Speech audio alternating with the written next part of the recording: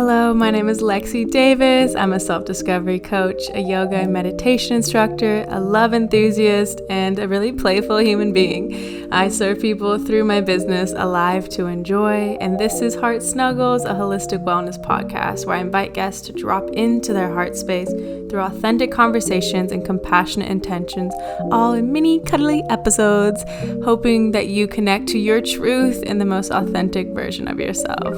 I hope you enjoy.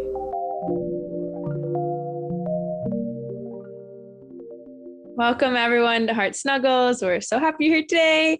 And I brought an amazing woman who I've read her book that I absolutely love and been to one of her talks before. And so I'm so excited to share her with you. So go ahead and introduce yourself. Hey, I am Dr. Jenn Gunsaullus.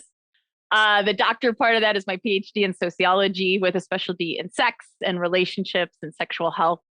What I do with that is a bunch of different things. I do have a private practice where I work with individuals and couples. I've been doing that for about 14 years around all of these related topics in communication. Public speaking is my real passion, and traveling and public speaking, which has been a little tough during a pandemic, but it's coming back, thankfully. A lot of ups and downs there.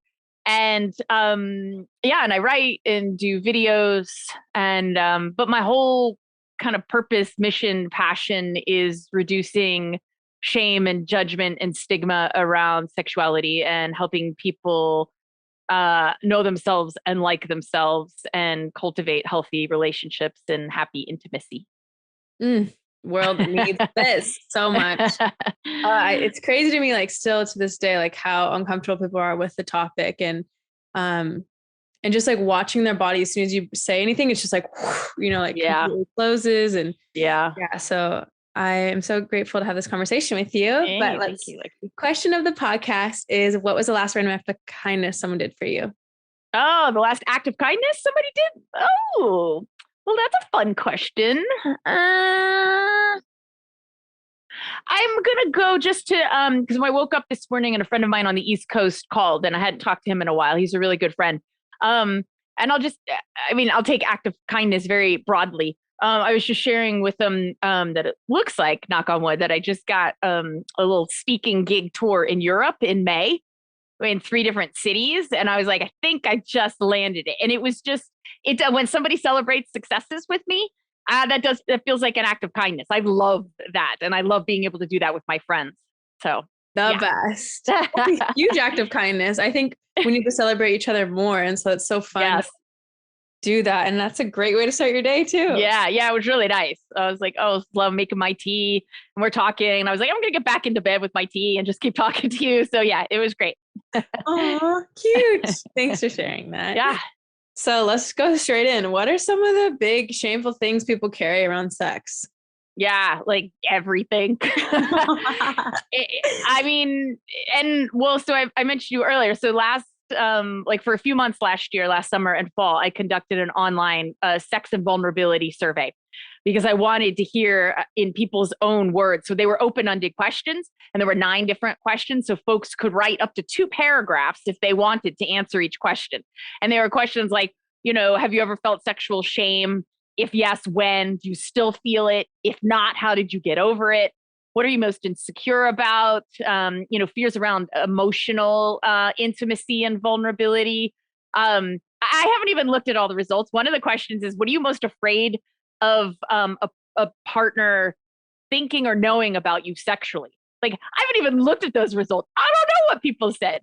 But the insecurity and the shame ones I've looked at and really taken a deep dive into. And what if people are feel shame about sexual trauma that happened to them as children, being molested and abused. In adult relationships, they've been treated badly and they carry that shame, or they were emotionally abused and were shamed and therefore feel less of themselves. People of all age, the ages go from like 18 to like 82. That's like the range of respondents I got. Pretty much people of every age have body image issues and of all genders, which is heartbreaking. It was like a couple of times I was like, oh my God, I just want to cry at this. Like and I do, I live in San Diego and, and I'm in my late 40s. I was like, yep. And I was like, I feel it all.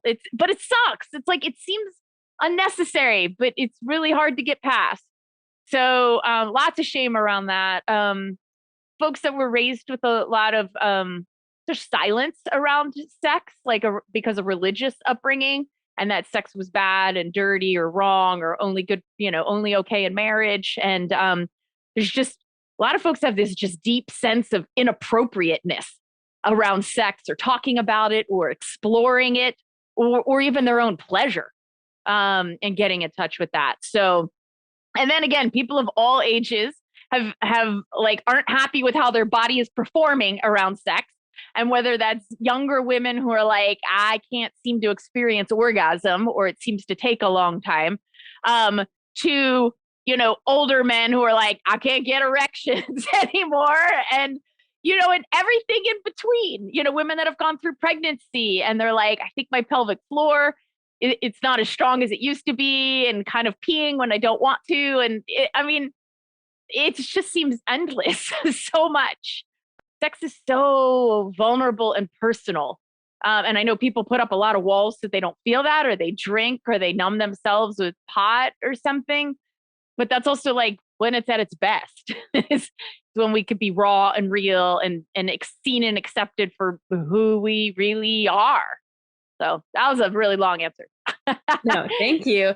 Yeah, I think it's so fascinating how we all struggle with body image. It's like, why are we all putting this on ourselves when we're all feeling the same way, when we could all just like accept and love each other? And instead we're all carrying this like secret shamefulness about how we look. And it's just so weird. I'm like, wait, what?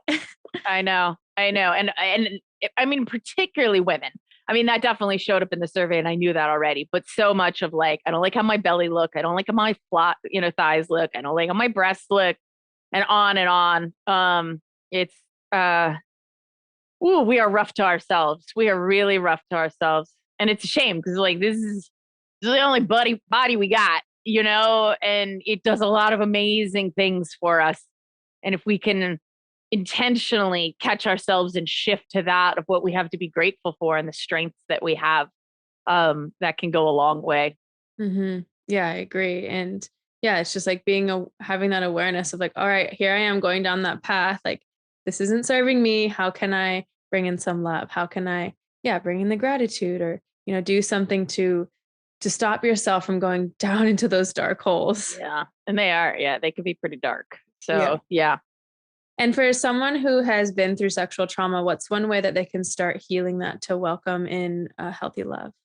Yeah. There's a lot of directions to go. I mean, honestly, if I really do think it's valuable to seek out, a professional who has expertise, a counselor, a therapist around sexual trauma, because, for folks that have experienced that, it then it's tied to your sense of worth. It's tied to your sense of like, can I put up boundaries or not? Of love, of pleasure, and just working with somebody to untangle those things and then find out like, who am I as a sexual being and who do I want to be on my own terms? I mean, frankly, I think that's a process everybody needs to go through since we grow up in such a sex negative, shaming society overall. But if you've experienced some sexual trauma, just to help somebody, in a really safe, guided way, and somebody who understands trauma, help go through that. And then you were saying, and then be open to love. Like that's that could be a whole nother step of then how to then build healthy relationships on your own terms, and know that you have the right to do that. And then learn, how to communicate effectively. So, yeah, I mean, I would start there. And then, frankly, my book's a really good resource. I mean, because you read it, so it's all about mindfulness and knowing ourselves and loving ourselves and self-compassion and how to communicate. And then it's very practical, and there's a lot of coaching exercises in it. And it's all about overcoming, the bullshit the society's trained us as women in particular to think about ourselves and our bodies, and to judge ourselves so harshly, and how to turn that all around and really figure out who you authentically are, right now as a sexual being, and knowing that will continually evolve and change as you age and grow and hormone shifts, etc. Yes, yes, yes. I love your book for that reason, because each chapter there's something, an action step. And I find that that's what's missing in most books. It's like, before I used to read so much, I'm like, nothing's changing. And it's like, well, I'm not doing anything different, but your book is like, do this, and this is how you do that. And so it's very helpful. And each chapter ends with worksheets you literally can write in, or use the Kindle version and type it in. So yeah, because I don't, and it's so funny because I've talked to people and they're like, I'm only on chapter 2 because I didn't feel like doing the worksheet at the end of the chapter, but I know if I go on, I might not come back. So I'm going to make myself do the worksheet and then I'm going to move on. So, I mean, and they're just things to reflect on and think about. You can't learn mindfulness by reading about mindfulness. You need to practice it and embody it. And that's the same path to having a healthy sexuality and being embodied and in touch with the scary things and the uncomfortable things, and also the pleasure and the joy and the bliss. So good. And I'm curious for like the topic of it being inappropriate and, you know, like not being able to talk about it, and even our bodies being sexualized. Like, how do we work through that if you're someone that struggles with that? Yeah. I mean, the first place I like to do, you know, because I'm a sociologist. So I always like to have folks start with like, what did you learn growing up and where did you learn it? What were your early messages? What did you learn in movies, from your peers, from your parents, your siblings, your church, whatever, your experiences, and what, you know, what impact have they have on you? Like, what belief systems did they form about you? And so basically, because we can't, like, our sex, you know, kind of stories are written for us, you know, and that we inherit from society and others. But then once we're adults and we can pause and reflect and be like, if you don't like this story, then start writing a new one, where you're in charge of it. So, but to get to that point, you need to reflect on what's there, and get clear on that, and know, you know, it's good, bad. It wasn't of your choosing, you know, and you were doing the best that you could with whatever happened. So I would say always start there, and notice then as you're writing things too, like, do things bring up discomfort? Like, are you reading something that gives you a feeling in the pit of your stomach, or, you know, butterflies in your solar plexus, or like a pounding in your heart, or like a pressure in your heart, or like a constriction in your throat, like that, somatic awareness. That to me is where the path to liberation really lies, because that's where we feel shame, and it feels so bad. We want to bury our heads in the sand and never feel that again or talk to anybody about it. But then it festers in the shadows. And so by shining a light, all of this, and then having the courage, even if it's just 5 seconds of sitting with an icky emotion and story that you haven't sat with before, that's 5 seconds of progress towards emotional resilience. And it takes courage to do that. So that's the place I start. Reflect on it, see what you feel inside of you, give it some space, breathe into it, tell yourself that you're okay. And then, you know, keep revisiting, and you can build on that mindfulness and awareness process. Yeah, that is key. I've been practicing that a lot recently, and it's so liberating to just like be with those sensations and to not feel them. Really, that's all you're doing, is you're making stories about it and you're thinking your way through it. And it's like, you know, you got to be in your body, just be with the body. Yeah. And it's scary. Yeah, it can be really scary because that stuff feels very overwhelming. There's a reason we have stories and we have reactive patterns that we run from it, or we retreat, or we lash out at somebody, or we numb ourselves, or just pretend it's not there. But that, like, it takes real courage to sit with your vulnerabilities that way. But that's what gives you choice then moving forward that you didn't have in the past. Mm-hmm. And so how about someone that's been like, you know, vulnerable via sex or communication, and then it's gone wrong, and now they have this story, you know, about like scared to be vulnerable again. How do we work through that? I mean, I will always go back to journaling and stuff, like everything I've said so far. Finding a trusted person to talk through about it, because you might have some shame about it. And whether it's a counselor, therapist, coach, a good friend, your mom, you know, like, but somebody who isn't going to make it about them, and somebody who isn't going to judge you or further shame you, but will just witness and give you the space and and, holds you while you want to cry, whatever it is there. Because like I said, these things fester in the shadows. So making sure you talk about it, but then step back and then take ownership and be like, okay, how can I learn and grow from this? Because, and that's not to say you're blaming yourself like in a victim way, but often we can keep pointing the fingers out. But it's like, this is your chessboard of life. If you keep ending up at checkmate, at the same place, you've made those moves, even if you didn't realize you were making those moves. So just take that personal responsibility, and not in a blame way, but in a responsibility way of like, okay, if I'm not happy where this ended up, what can I learn and grow from this? Oh, right. I thought this person was trustworthy, but now I remember they said these things up front. Oh, okay, those are red flags now I can pay attention to. Yeah, or like, oh, I hid this thing that I felt embarrassed about, but had I shared that, this could have gone a different way. And again, not at all blaming, because we literally can only learn through trial and error. There was no other way to go through life. We're doing the best we can in every moment. And then the best we can is then to reflect back and be like, oh, okay, let me try this in the future. And don't beat yourself up for it. Like, pat yourself on the back, like, oh, great, I'm learning and growing. I put myself out there. I tried something courageous, didn't go the way I hoped. Let me still have the courage to stay open and learn and grow and move through it. Staying open. Yes. That is so key. It's like pain causes us to close, or shame causes us to close. It's like, how can I stay open through it all? That is the forever goal. Yeah. And choosing the right people to do it with, because there's not, I've definitely had experiences, especially in time periods where I've been like really vulnerable and open, and in like going to new levels of that for myself and pulling back the layers. And I am just raw.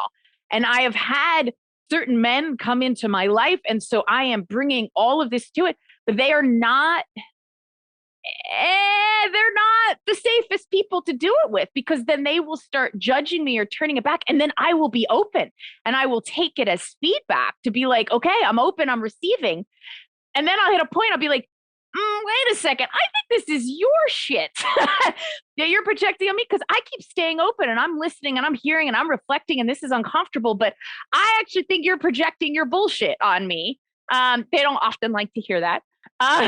However, but those are important places to figure, and then to realize, oh, and now because I've been doing this for so long, I have a really quick read on who is authentic, who is their words are matching the vibe of their body and their heart. And a lot of people are not that. And so I can pretty quickly read that. But that took a long time and spaces of being hurt, and then reflecting and be like, oh, right. Okay. Now, and getting the nuances of, because the more I know myself and reflect on it, the more I can read it in other people.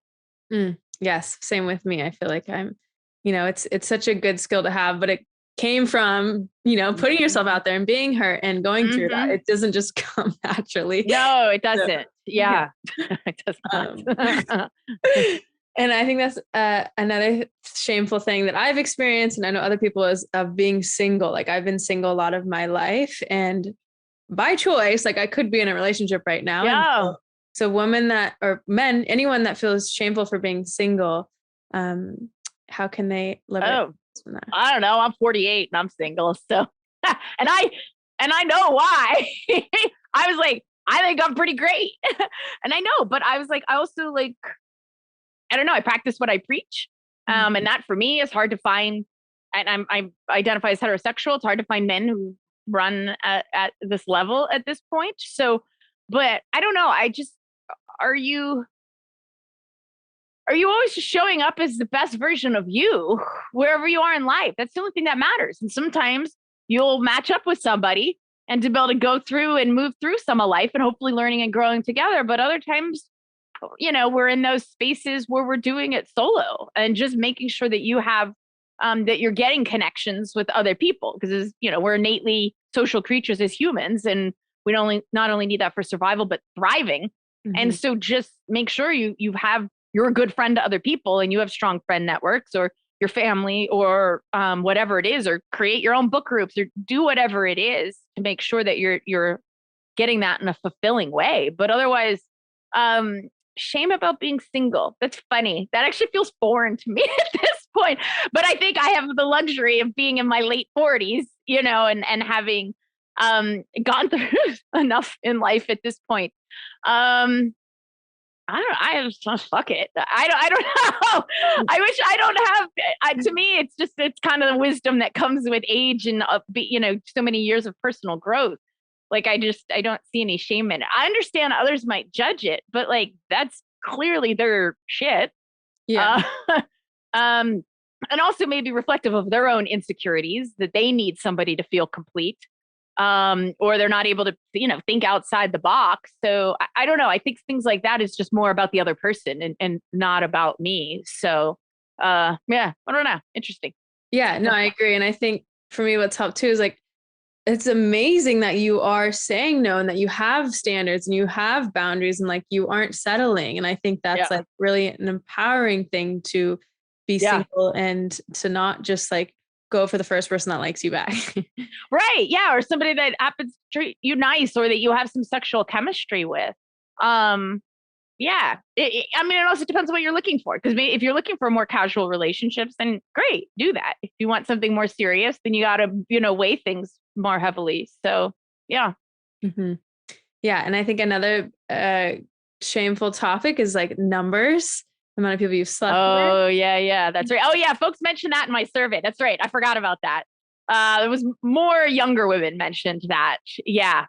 So, and it's, because there's such a double standard gender wise around that. There's double standard about most of this stuff. So, and that is, that is one of the things that women particularly judge themselves for past sexual time periods, like in my survey. That they said, I went through this time period in my 20s where I had just a lot of casual sex and I was kind of promiscuous. And they're judging themselves for it now. And, like I say with anything, we are always doing the best we can in any moment. And you look back on it and be like, oh, I'm not that person now. Well, great. You've learned and you've grown, but you're who you are today because of all of those past experiences. Mm-hmm. They shape who you are, and you no doubt learned things about yourself and about other people. So, and there's ways to spin it. Like if you're with somebody and they're judging you for your numbers and you'd be like, trust me, that means I've got skills, just spin it. They're like, well, what do you most care about here? Your pleasure and our connection? Cause like, I'm really good at that now because I've practiced. I don't know, just own it. Like anything, like sometimes when I coach clients who have recently been diagnosed with an STD or an STI, and they're just like devastated. And I coach them through the process. I was like, what's going to most matter in each new dating relationship you go into, and when you're going to have this conversation, is owning it, and knowing like this, and genuinely allowing the other person to make a decision for themselves. If they don't feel like, if you share that you tested positive for herpes or you have occasional outbreaks, but this is what you do to be safe, and here's some research on it, and here's protection that condoms offer, still allow that other person to know. That person may be like, okay, I'm not willing to take that risk, and you honor that in it. But it is about just taking ownership for your life path and your experiences and your stories, and say, and I'm always learning and growing from this. So yeah. And that just takes practice.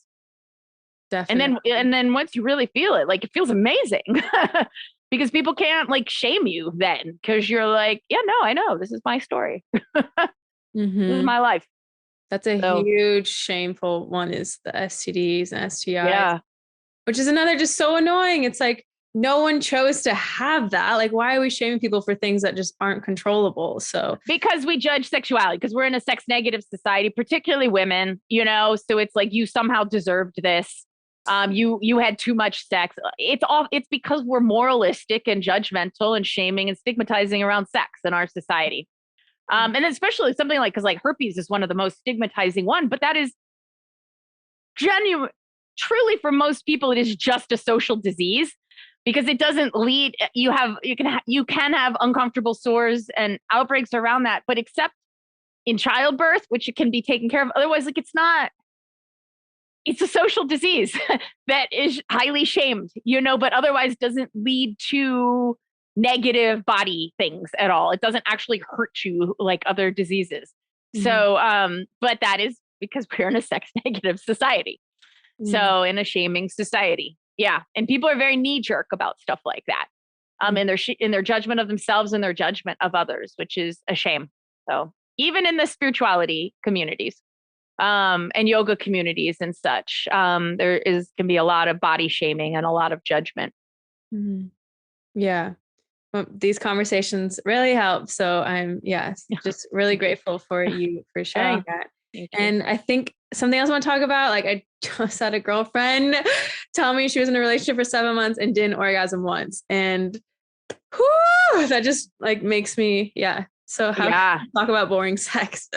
Yeah. Well, and it doesn't have to be boring sex. I mean, how old was she? Do you mind sharing? 28. Okay. So one thing that's not well understood is that like, well, one way of looking at it, it's so interesting. If you look at the research about how like, people with penises and how men masturbate, it's all like pretty much the same. But women and people with vulvas like masturbate in drastically different ways. Like no two women masturbate in the same way. And I think that speaks to like, we are all wired differently, and there's like, I remember when I was younger in grad school, I had a friend who literally, she's like, yeah, I feel bad. I come too fast when I'm with my boyfriend. I have an orgasm after 30 seconds. And I was like, oh my God, it's taking me like 45 minutes with my crappy vibrator, So like, I am totally on the other end of the spectrum. And I think knowing that that's normal, totally normal, a broad range of that. And, for most like heterosexual women, intercourse is not going to lead to orgasm for them because they need direct clitoral stimulation. But even so, it can also take you a while to get to know somebody, to get to know your own body. Some women can only really have orgasms with vibrators. And how do you integrate that into an encounter with your partner? And you have to be with a partner who's comfortable with that and doesn't feel, replaced by it. There's and the fact that we have so much taboo around any sort of anal play or stuff, but for some women, they have particularly a lot of nerve endings there, and some sort of anal play then will help them, go over the hump to be able to have an orgasm. And there's also other women, depending on how strong your pelvic floor muscles are, like you may be having orgasms, but not even realizing you're having orgasm. And I've talked to folks that are sex coaches and orgasm coaches, and they've witnessed somebody masturbating in front of them, and they're like, okay, I think I'm done. And they're like, well, you just had an amazing orgasm. And the woman was like, wait, what? I did? I didn't. She goes, yeah. She goes, I saw all the contractions there. But for whatever reason, between the brain and the genitals and the wiring and the neurochemicals, it's just not all wired up in the way we think of. And so we can learn how to make that wiring. So, female orgasm is complicated. And that's a beautiful thing to learn about yourself, even if it's frustrating. The more we know it about ourselves, the more we can share it with a partner and make sure we're getting pleasure. And orgasm doesn't have to be the end all be all, because there's the whole host of reasons why we like to be sexual with others. And there's many, many ways of experiencing pleasure. And the kind of traditional orgasm is one piece of that. So. Yeah. And I think something I notice a lot too is just not being able to speak up about it to your partner because you're afraid to hurt their feelings, or like, or you say something once and then it doesn't change and you're like, how do I bring this up again? And the communication part, I think, is the biggest. It's hard because particularly when we're younger, to get something that feels like negative feedback, like we could be very reactive to that. With age, generally folks get more comfortable with having conversations like that with feedback and knowing, okay, each person in front of me is different and new and I have to learn them. But we don't always know that when we're younger. So I would just suggest, doing it outside of a sexual context, actually. And then saying, hey, I have something I want to talk about. I'm super uncomfortable doing this and it feels really vulnerable, but like, I like you and I like our sex life. And I realize I haven't shared this with you and I don't think that's fair. Like that would be a way of presenting it. Because generally, if you ended a relationship and somebody circled back and said, oh, by the way, I never had an orgasm, you'd be like, wait, what?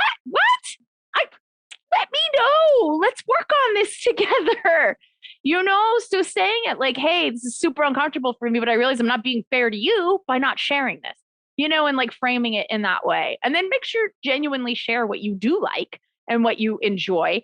And then say, but I think this is what I need.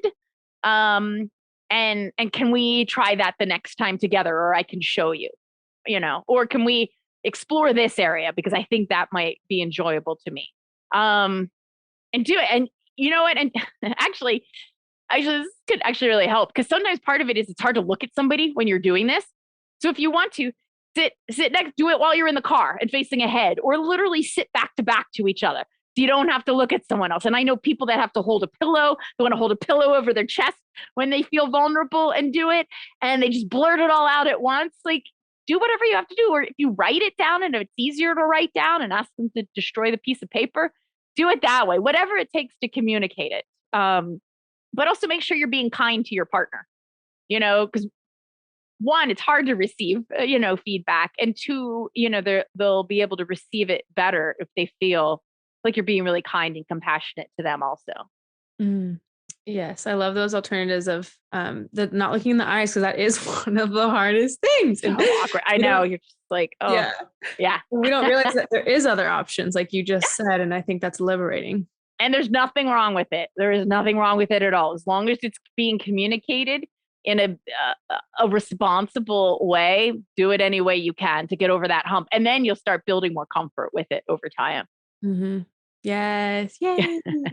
Yeah. And the kindness thing is really important too, because like you are coming from a place of, like wanting to change and wanting it to be better for both of you. And so, not making it about them, but just like you said, we're all individuals and we all have our different needs. And so, yeah. And giving the person space too, like if they do react or something, like, maybe just give them a little bit of space and let them process it, and hopefully they'll come back with a better.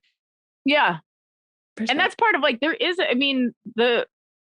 the writing thing, and I say it even more so than having it in text, because then it's in your text thread, even just writing it down, because then you give them the space to sit and think about it and reflect on it. And they can work through their stuff and then come back to you. I honestly wish more couples would utilize that as a way of communicating and getting things started.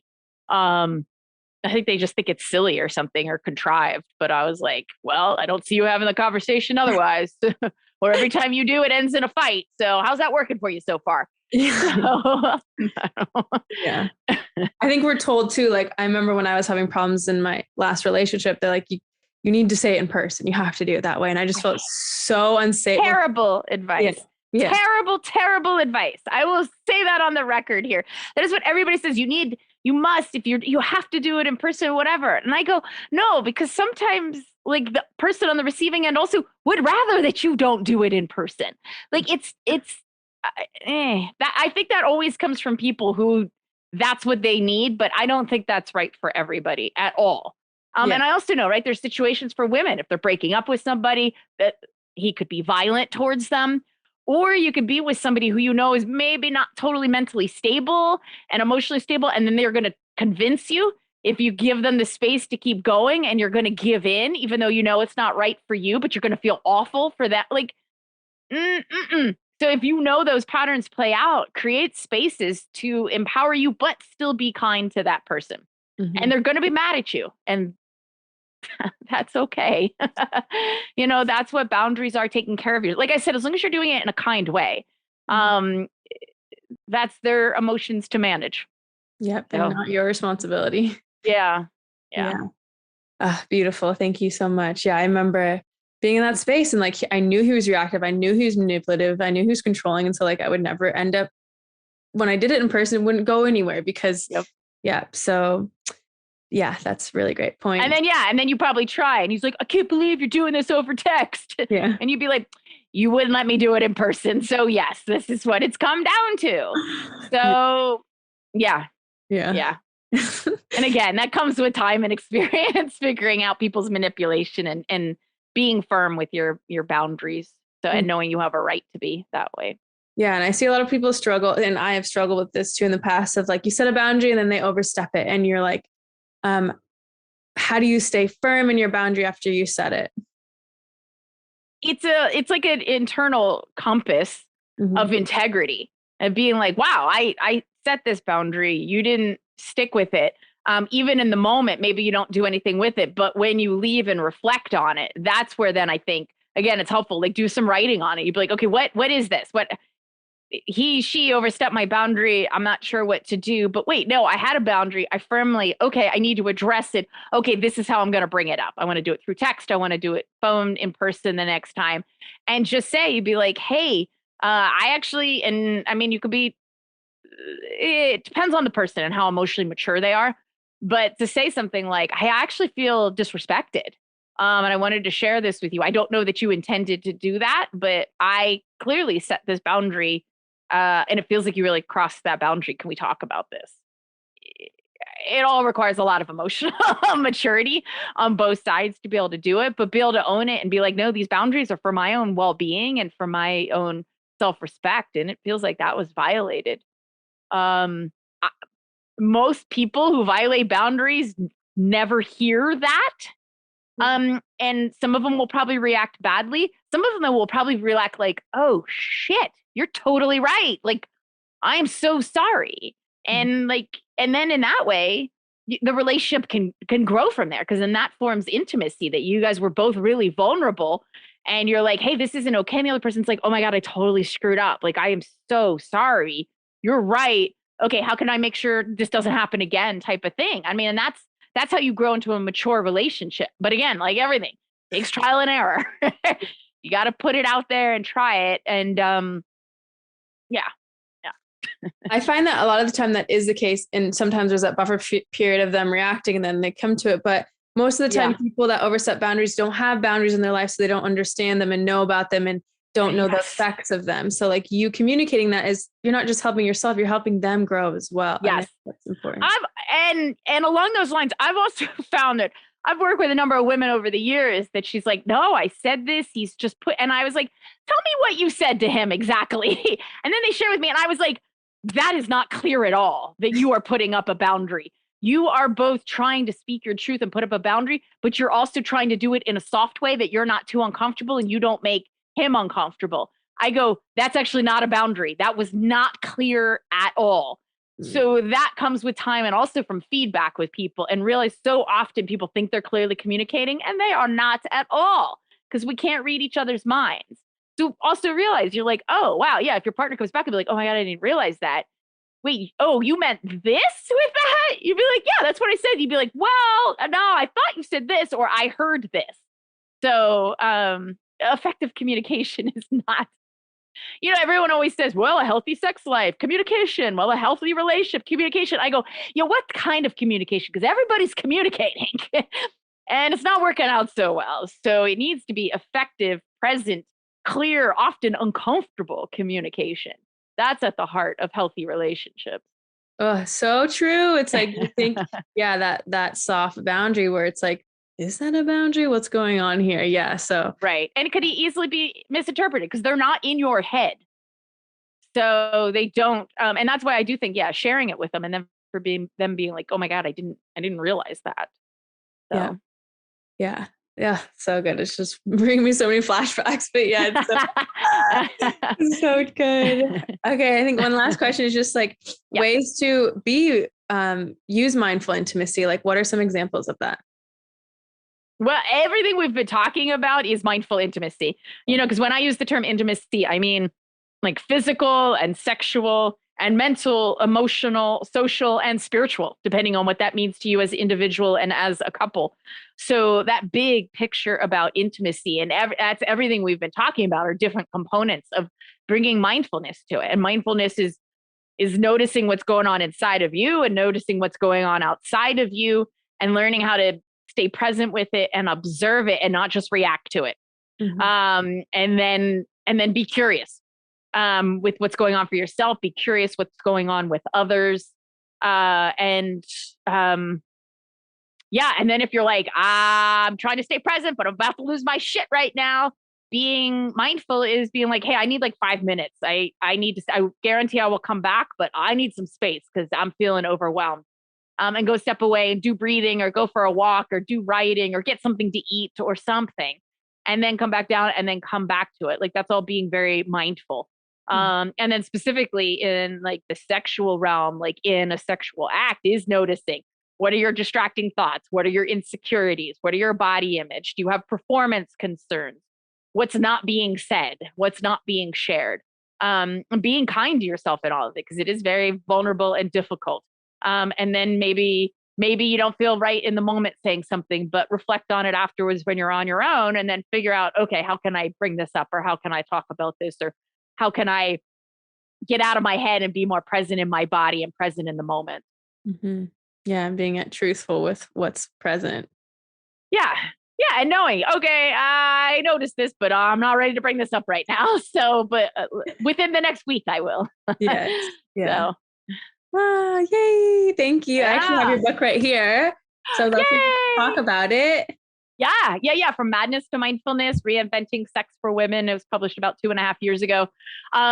It's really the best of what I've done over the years in my client work with women specifically. So folks who are assigned female gender at birth and were raised with all of those expectations and assumptions put on them about our bodies, about our sexuality, about what's appropriate or not, menstruation, coercion, all sorts of stuff, and helping women realize, I guarantee anything you're struggling with, you are not alone and you are normal.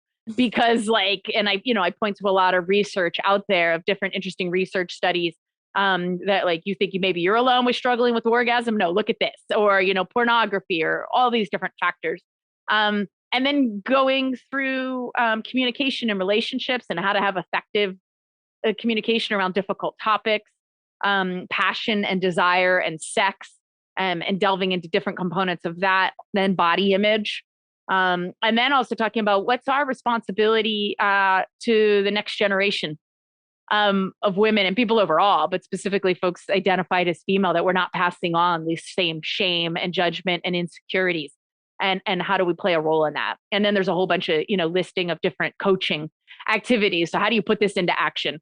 And I give folks different ideas for plans. So, and like I said before, each chapter ends with a worksheet, a couple pages of worksheet, so you can be doing this in action. So, and I encourage folks, get a few girlfriends together, do this as a book club, get together and talk about it and share, because boy, you will learn things about each other. You'll remember things that you haven't talked about in a long time.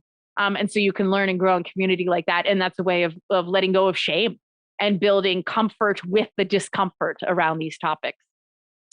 Love it. And the wrap-up question is, what's been bringing your heart joy lately? I go in a lot of different directions, but I love beach volleyball. I love it so much. I play 2-person beach volleyball, mostly with a group of men, every Saturday, often on Thursdays, sometimes on Sundays. I do a clinic. I live at the beach town here in San Diego. I ride my bike there. I love it. And at my age, like I could tell I'm getting better too, which feels amazing. And that I've just been exercising a lot during COVID times and doing HIIT classes at home with my sister on Zoom. And, but I could tell I'm stronger, and like I have a lot of sports injuries from over the years in my joints, but I could tell things are getting stronger and getting more strategic. I love the mental game, the strategic aspect of the game, the physically pushing myself and diving, and just getting better, and the camaraderie of like the laughter and because anytime I'm part of a group, especially if it's men, then it's like, they know they can make sex jokes in front of me. And so I don't know, it's like ridiculous, like volleyballs, like the balls. It's like, who's got the balls? I got 2 balls here. I was like, oh yeah, you got 2 balls? It's like, it's ridiculous because most of us are in our 40s and 50s, but it's like, those jokes never get old, So, and I'm competitive, and I've played sports since I was 8, organized sports. And so I just, I love it. I love it. And I think it brings me confidence in the rest of my life and vice versa. So, it brings me a lot of joy. Oh, that's so fun. Yeah, I can see you just light up when you talk about Yeah. it. Great. I love that you know that about yourself. I mean, I feel yeah. like a lot of people don't even know. So that's good. No, that's true. And that's something that comes with age also. And also, I've been many, many years on a personal growth journey and doing applied mindfulness now for 18 years. So this is not who I was 18 years ago. That's for sure. So yeah. Oh, thank you. And so if people want to work with you, what offerings do you have? Where can they find you? Yeah, my website is my main Dr. Jenn's Den. Honestly, folks could just go to Google and type in any version of spelling of Dr. Jenn's Den, and you will find my main website, which has my TEDx talk. I have a really powerful talk on a consent violation that I experienced at a storytelling event. That's a really powerful talk, and like what I did with it and how I handled it. All my, social media links there, and then just, years and years of blogs and articles and interviews all about these topics. So, and my book is linked on there, and my podcast that I do with a co-host. So it's all on there. And please, if you like this approach to stuff and want to see more of it, please, join me on social media and share it with your friends so we can build up community of like-minded folks who want to have conversations, personal conversations, but in really responsible, compassionate ways. Yay. Thank you so much for doing this work and for being here. Yeah, thank you for the invitation to be here. I loved your questions. Thanks.